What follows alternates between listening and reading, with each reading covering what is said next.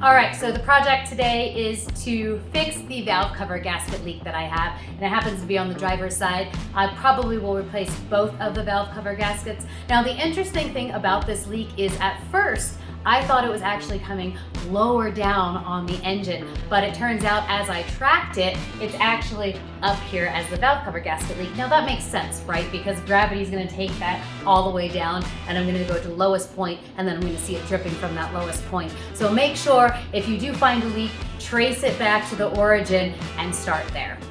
Luckily, this is a pretty easy job. First, I just have to remove the air filter. Then I may or may not have to unplug the spark plug wires and then remove the valve cover and get to that gasket.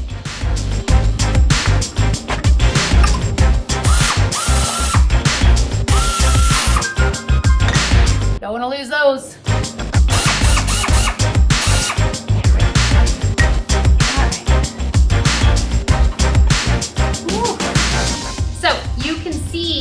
Where the valve cover leak is happening right in here.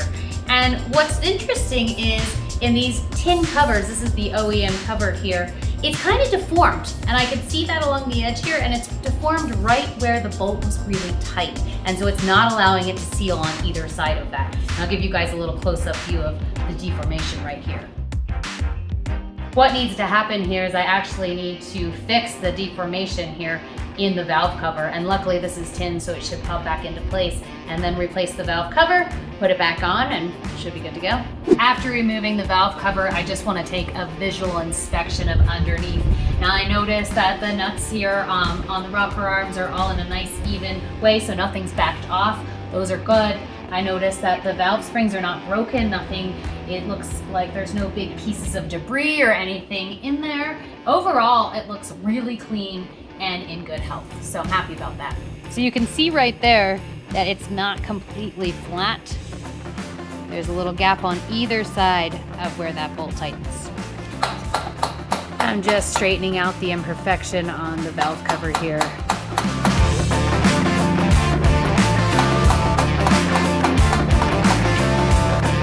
This is the old gasket that I had, and you can tell this is a rigid rubber one, and it just wasn't sealing well. Now I'm replacing it with a cork gasket, and this is a high temperature with compression stops, and the compression stops are these right here. Now what those do is they don't allow me to over tighten the bolts there, and that means I won't warp the valve cover itself. So we'll get this back on and we should be good to go. Before I put the valve cover gasket and valve cover back on, I want to make sure that I go ahead and wipe up the surface, make sure it's nice and clean so we get a real tight seal.